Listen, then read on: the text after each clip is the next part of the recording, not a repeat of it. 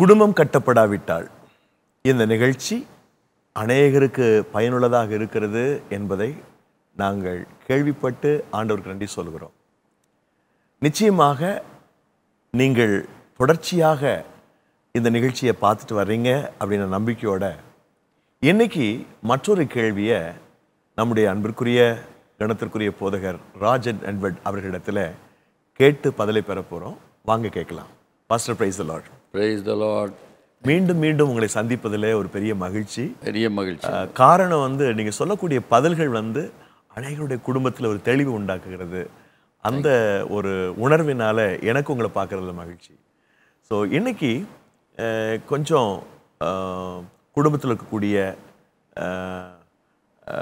Divorce ஆகணும் அப்படின்னு நினச்சி அதற்கான முடிவை எடுத்துட்டு அதில் உறுதியாக நிற்கிற நபர்களுக்கு, இன்னும் டிவோர்ஸ் ஆகலை லீகலாக, பட் இரண்டு குடும்பத்தாரும்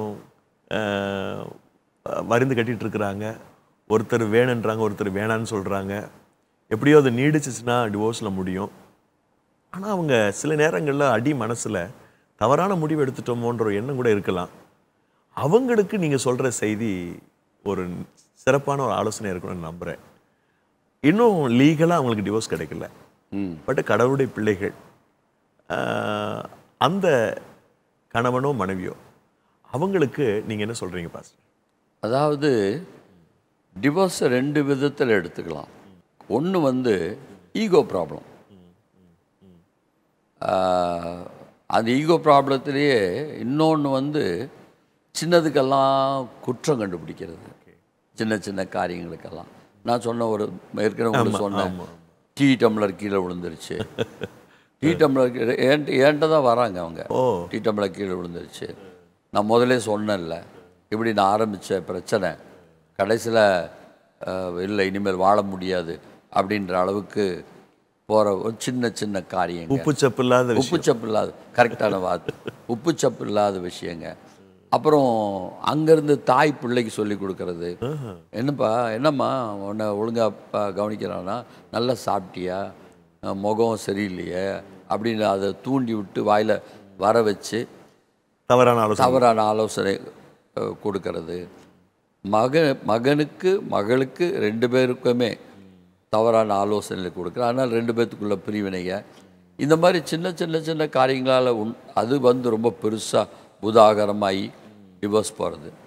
சிலது ரியல் உண்மையாகவே எல்லாருடைய மனசுலையுமே இவங்க ஒன்றா வாழ்கிறத விட பிரிஞ்சு வாழ்கிறது நல்லதுப்பா அப்படின்னு குடும்பத்தார், சமுதாயம், சில வேளையில் ஊழியர்கள் கூட, அப்போ இனிமேல் இவங்க கூட வாழ்கிறத விட வாழாமல் இருக்க நல்லது அப்படின்னு நினைக்கிற சூழ்நிலை. பொதுவாயான ஒரு மதுபானம் அருந்துகிற ஒரு கணவன் வீட்டுக்கு அதிகமாக மனைவியை அடித்து ஒரு வருஷம் 2 வருஷம் பல வருஷம் ஆண்டு காலமாக அடித்து அந்த பிள்ளை நொறுங்கி போய் உடஞ்சி நடக்கவே பலன் இல்லாமல், எந்திரிக்கவே பலன் இல்லாமல், அப்படி அந்த அளவுக்கு போன சில காரியங்கள். பிறகு குடும்பத்தில் மிக மிக முக்கியமானது உறவு. குடும்பம் என்றாலே உறவில் தான் ஆரம்பிக்குது. அதுக்கப்புறம் தான் அன்பு, கீழ்ப்படுதெல்லாம் ரெண்டாவது. முதல் உறவு, கணவன் மனைவி என்ற உறவு. இந்த உறவு ஆண்டவர் ஒரே சரீரம்னு சொல்கிறாரு. அப்போது நம்ம அழகாக நடத்துகிறோம். நம்ம திருமணம் நடத்தும் பொழுது நம்ம அழகாக கேட்குறோம், பிறர் முகம் பாராமல் இவனுக்கே மனைவியாக இருப்பாயா, பிறர் முகம் பாராமல் இவளுக்கே கணவனாக இருப்பாயா. அப்போது பிறர் முகம் தன் மனைவியிட்ட சில ரொம்ப ஆச்சரியமாக இருக்கும். அந்த மாதிரி நிறையா அனுபவங்கள் கூட கடந்து போயிருக்கேன் நான். அவங்கள அப்படிப்பட்ட ஆட்களை பார்த்துருக்கேன். மனைவிட்டே அன்பாக இருப்பாங்க, அதே சமயத்தில் வேறொரு தொடர்பு வச்சுருப்பாங்க. இவங்க கணவன்கிட்டே அன்பாக இருப்பாங்க, வேறொரு தொடர்பு வச்சுருப்பாங்க. இப்போது இவங்களுடைய நிலைமை இவங்க என்ன நினைக்கிற, ரொம்ப ஞானமாக வாழ்கிறத நினைக்கிறாங்க. நம்ம தொடர்பு வச்சுருக்கேன், இருந்தாலும் நான் குடும்பத்தை விட்டு பிரியல, குடும்பத்தை ஜாக்கிரதையாக, கணவனும் நான் குடும்பத்தை விட்டு பிரியல, மனைவியை வச்சு நல்லா வச்சுருக்கேன், எந்த குறைவில் வச்சுருக்கேன், ஆனால் எனக்கு வேறு இப்படி ஒரு தொடர்புகள்.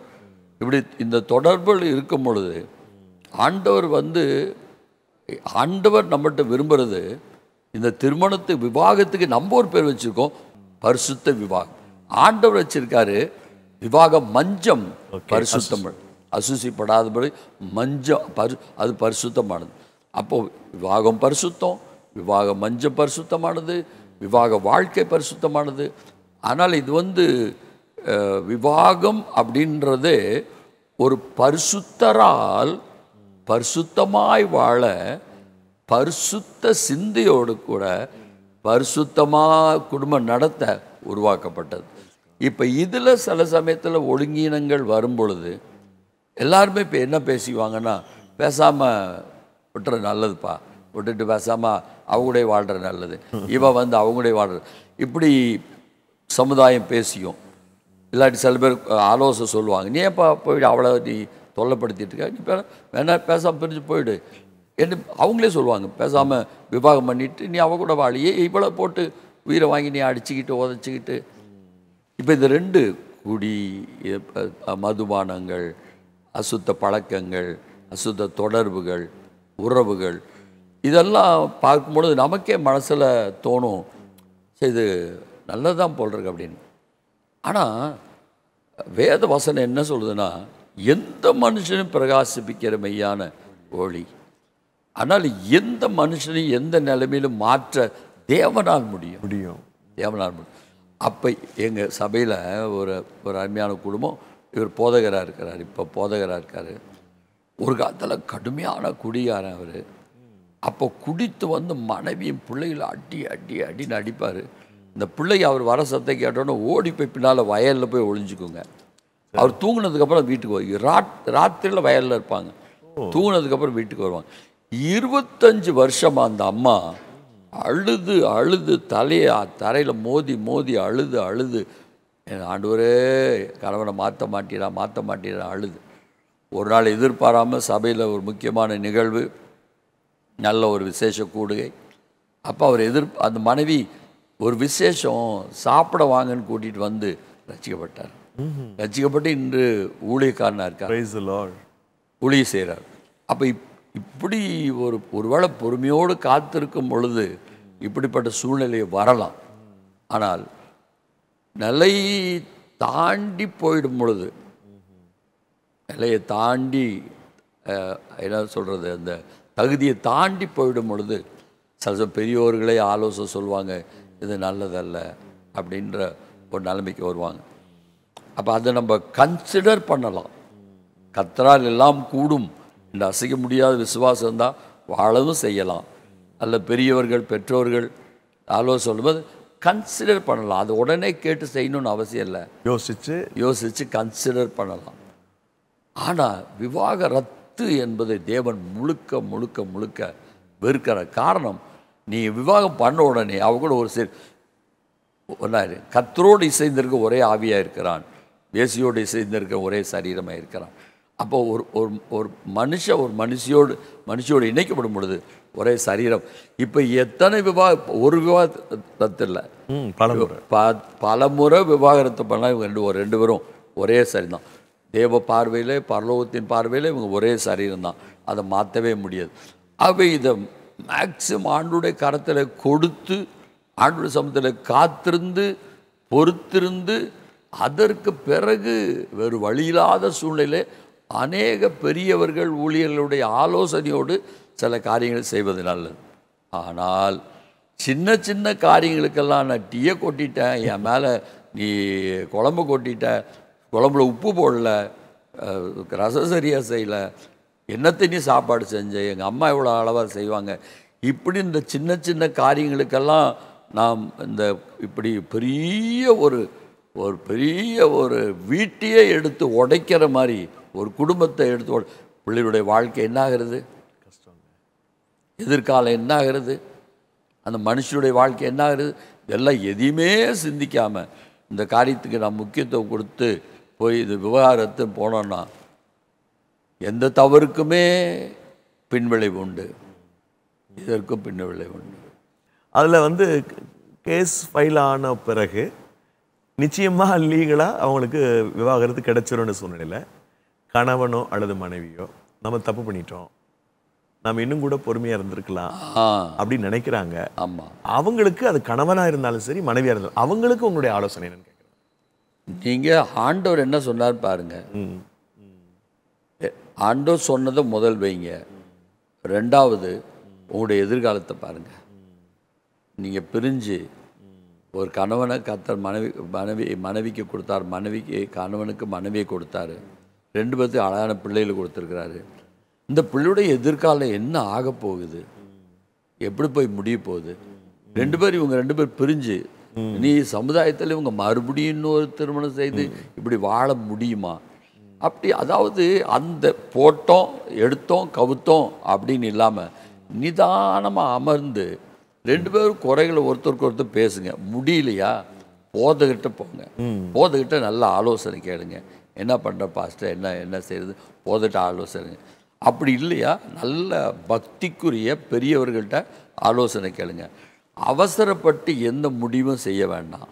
நீ அவசரப்பட்டு லோத்து ஆபிரகாமிட்ட லோத்துடைய வேலைக்காரங்க சண்டை போட்டாங்க. நியாயப்படி லோத்து என்ன பண்ணி ஆபிரகாம் என்ன பண்ணியிருக்கலாம்னா அவங்கள அடிச்சே துரத்திருக்கலாம். ஏன்னா இவங்க பின்னால் வந்தவங்க. ஆபிரகாம் நிதானமாக யோசித்து பதில் சொல்கிறாரு, நீ முதல் தெரிஞ்சுக்கோ, பிறகு நான் தெரிஞ்சுக்கிறேன். ஆனால் அந்த ஒரு சின்ன வார்த்தை லோத்துடைய வாழ்க்கையுடைய முடிவை பாருங்க, ஆபிரகாமுடைய வாழ்க்கை முடிவு பாருங்க. ஆபிரகாம் தகப்பனாக மாறினா, லோத்து தவறான ஒரு முன்மாதிரி, தவறான எல்லாருக்கும் தவறான முன்மாதிரியே மாறிட்டான். அவரே அந்த விட்டு கொடுத்த ஒரே ஒரு காரியம் இவனை சம்பந்தம் இல்லாத உயரத்துக்கும் இவனை சம்பந்தம் இல்லாத தாழ்வு கொண்டு போய், இது மாதிரி 2 பேருக்கும் விட்டு கொடுத்து அமர்ந்து நிதானமாக யோசித்து விட்டு கொடுத்தாங்கன்னா ஆண்டவர் 2 பேர்த்தையுமே உயர்த்துவார். அதனால் சேர்ந்து வாழலாம், மறுபடியும் பேசி முடிவு பண்ணலாம், ஆலோசனை கேட்கலாம். இன்னமும் காலம் உண்டு. அவசரப்படாதீங்க. விவாகரத்துக்கு முன்னால் ஒரு நல்ல முடிவுக்கு வாங்க. விவாகரத்தே ஆன பிறகு கூட மறுபடியும் நல்ல முடிவுக்கு வாங்க. அதுதான் நல்ல ஆலோசனை. ரொம்ப சந்தோஷம் பாஸ்டர். ஸோ அந்த மாதிரி நிறைய குடும்பங்கள் இருக்கிறாங்க, அந்த மாதிரி இருக்கிறாங்க. கேஸ் போயிடுச்சு, பட் அப்படி சில நேரங்களில் தெய்வாதீனமாக அவங்க தங்களுடைய தப்பிதத்தை உணர்ந்து கேஸை வாபஸ் வாங்கிட்டு சேர்ந்து வாழ்கிறது உண்டு. நிச்சயமாக நீங்கள் சொன்ன இந்த ஆலோசனைப்படி அந்த நிலையில் ஒருவேளை அவர்கள் இருந்தால் தன்னுடைய வாழ்க்கையில் ஒரு பெரிய மாற்றத்தை கண்டிப்பாக சந்திப்பாங்கன்னு நம்புகிறோம். தொடர்ச்சியாக நீங்கள் சொல்லக்கூடிய இந்த ஆலோசனைகள் ஒரு சிலருக்கு என்பதல்ல, ஆயிரக்கணக்கான மக்கள் இந்த நிகழ்ச்சியை பார்க்குறாங்க. உங்களுடைய வாழ்க்கையை நிச்சயம் வளமாக்கும் அப்படி நம்புகிறோம். இந்த நிகழ்ச்சி மூலமாக கூட அந்த மாதிரி வழக்குகளை இருக்கிறவங்க, டிவோர்ஸ் வழக்கில் இருக்கிறவங்க, கேஸில் இருக்கிறவங்க திரும்புறதுக்கான வாய்ப்பு இருக்குது. உங்களுடைய வார்த்தை நிச்சயமாக வேல்யூவானது. நம்மளும் அதுக்காக ஜெபம் பண்ணுவோம். இந்த நிகழ்ச்சியை பார்க்குற அப்படிப்பட்டவங்களுக்கு நல்ல ஒரு மாற்றத்தை கற்றுக் கொடுப்பார். அன்பிற்குரிய நேயர்களே, ரொம்ப முக்கியமான ஒரு பகுதி இது. அதாவது சேர்ந்து வாழத்தான் கர்த்தர் வாழ்க்கையில் நினைச்சிருக்கிறார். ஆனால் சாத்தானுடைய மிகப்பெரிய வஞ்சகம் வழக்கு வரைக்கும் கொண்டு வந்துருச்சு. அப்படிப்பட்ட நிலையில் நீங்கள் இருந்தால், உங்களுக்கு அருமையானவர்கள் இருந்தால் ஜெபம் பண்ணுவோம், நம்முடைய வாழ்க்கையை மாற்றிக்கொள்வோம், நம்முடைய பாவங்களை மாற்றிக்கொள்வோம். குடும்பம் கட்டப்பட வேண்டும் என்பதுதான் நம்முடைய விருப்பம் அல்லது ஆண்டவருடைய மிகப்பெரிய ஆசை. மற்றொரு நிகழ்ச்சியில் இன்னொரு முக்கியமான கேள்வியை போதரிடத்தில் கேட்டு தெளிவு பெற போகிறோம். மிஸ் பண்ணிடாதீங்க. அடுத்த நிகழ்ச்சியை கண்டிப்பாக பாருங்கள். உங்கள் குடும்ப உறவில் உள்ள கேள்விகளுக்கு பதில் வேண்டுமா? 9840873222 என்ற எண்ணிலும் Good News TV N1@gmail.com என்ற மின்னஞ்சல் முகவரின் மூலமும் உங்கள் கேள்விகளை எங்களுக்கு தெரிவியுங்கள். இந்நிகழ்ச்சியின் மறு ஒளிபரப்பை வியாழன் மாலை 6:30 மணிக்கு நம்பிக்கை டிவியில் பார்க்கலாம். மேலும் இந்நிகழ்ச்சியை நம்பிக்கை டிவியின் YouTube பக்கத்திலும் பார்க்கலாம்.